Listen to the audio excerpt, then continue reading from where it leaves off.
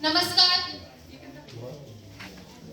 यहाँ पर उपस्थित सम्मानित समस्त शिक्षकगण एवं अभिभावकगण और मेरे सहपाठी भाई बहनों, हम राजकीय इंटर कॉलेज म्यानी से आप सभी लोगों के समक्ष एक नाटक प्रस्तुत करने जा रहे हैं, जिसका शीर्षक है बेटी बचाओ बेटी पढ़ाओ। यह कहानी है एक आनंदी नाम की लड़की की, जो अपने जीवन में संघर्ष करती है और एक डॉक्टर बनने तक का अपना सफर तय करती है। तो इस नाटक के पात्र हैं आनंदी, आनंदी के पिता, आनंदी की माता, आनंदी के पति और अन्य पात्र। तो आइए देखते हैं इस नाटक के जरिए। अरे आप इतने परेशान क्यों दिखाई दे रहे हो? परेशान तो रहूंगा नहीं पार्वती, आखिर एक बेटी का बाप जो ठहरा, अब उसके हाथ पीले करने का समय आ गया है। पर अभी तो हमारी आनंदी केवल 9 साल की है, अभी तो उसके खेलने कूदने की उम्र है। देख पार्वती, बेटियां पराया धन होती है, उन्हें जितना जल्दी घर से विदा कर दे उतना ही अच्छा है। कल से आनंदी की पढ़ाई लिखाई बंद। पर बापू, इसमें मेरी क्या गलती है? तेरी गलती है कि तू एक लड़की है, लड़का होती तो क्या बापू? ऐ लड़की, ज्यादा जबान न चला, वरना तेरी जबान खींचकर बाहर फेंक दूंगा। पर बापू, मुझे अभी पढ़ना है। देख आनंदी, पढ़ना है तो पढ़, लेकिन यूं बाप की छाती पर बोझ बनकर न रह। पर बापू, मुझे अभी पढ़ लिख कर डॉक्टर बनना है। पढ़ाई पढ़ाई पढ़ाई, आज तो तेरी इन किताबों का काम तमाम कर दूंगा। नहीं नहीं बापू, इन्हें मत पढ़ो। आपने इन किताबों को नहीं, मेरी किस्मत को पढ़ा है, मेरी किस्मत को। देख आनंदी, ये किताबें सिर्फ छोरों के हाथ में अच्छी लगती है, छोरियों के नहीं। छोरियों के हाथ में तो सिर्फ चूड़ियां और मेहंदी अच्छी लगती है, मेहंदी।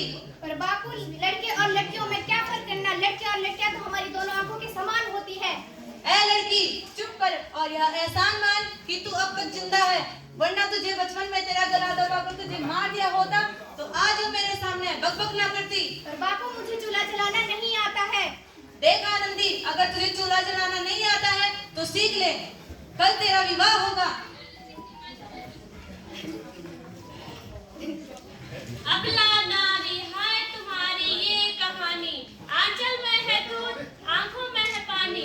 माफ कर दे बच्ची, माफ कर दे, मेरी तेरे बापू के सामने एक न चली। माफ कर दे मेरी बच्ची, माफ कर दे।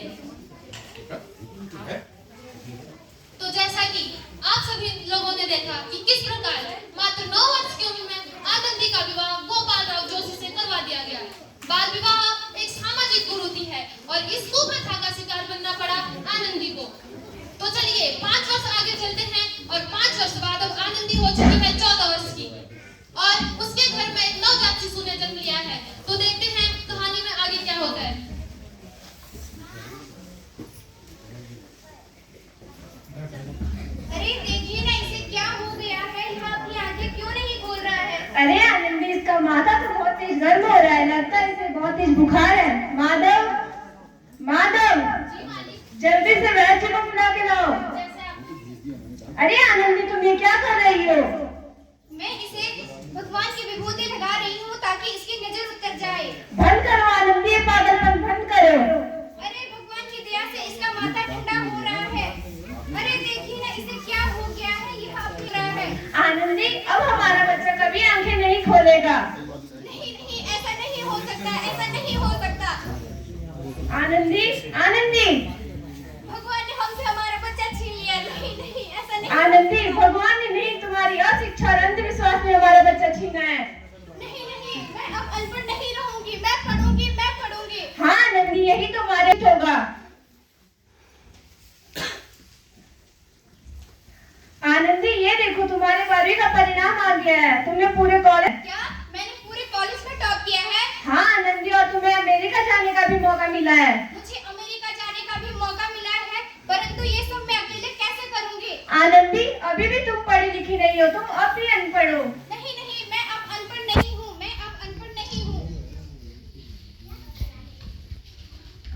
तो इस प्रकार 7 अप्रैल 1883 को आनंदी अमेरिका के पेंसिल्वेनिया के लिए रवाना हो गई।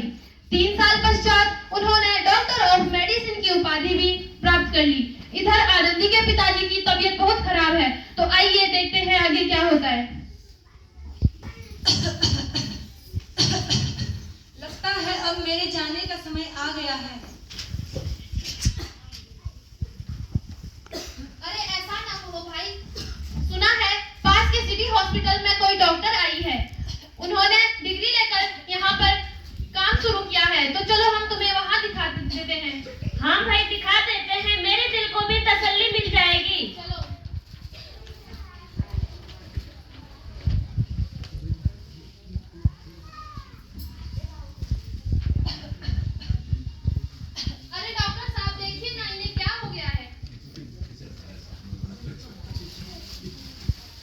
अरे इनकी हालत तो बहुत खराब है, इन्हें तो कोई चमत्कार ही बचा सकता है।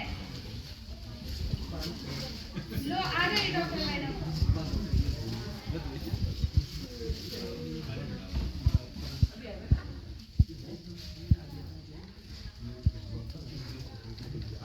मैंने इस मरीज को चेक कर लिया है। इन्हें भगवान की दया से इन्हें जल्द ही होश आ जाएगा।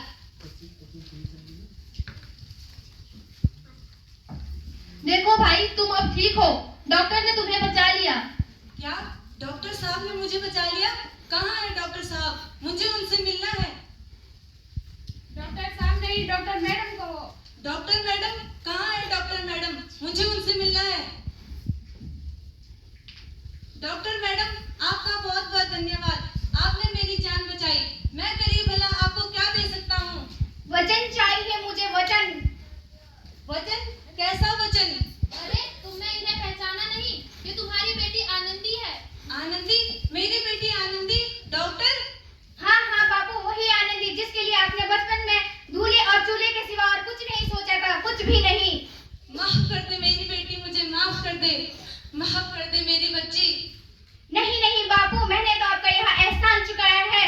याद है ना आपको अपना एहसान, जो आप मुझे बचपन में रोज ताने सुना सुना कर मार दिया करते थे, सुना सुना कर मार दिया करते थे। माफ कर दे मेरी बच्ची, मैंने तेरी पढ़ाई रोकी, माफ कर दे मुझे।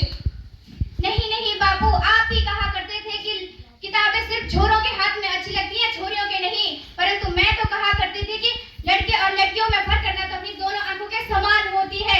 एक को पढ़ाना और दूसरे को ना पढ़ाना, यह तो सामाजिक कुरीति है बापू, यह तो सामाजिक कुरीति है। माफ कर दे आनंदी, सच तो यही है कि मैं तेरी माफी के लायक नहीं हूँ।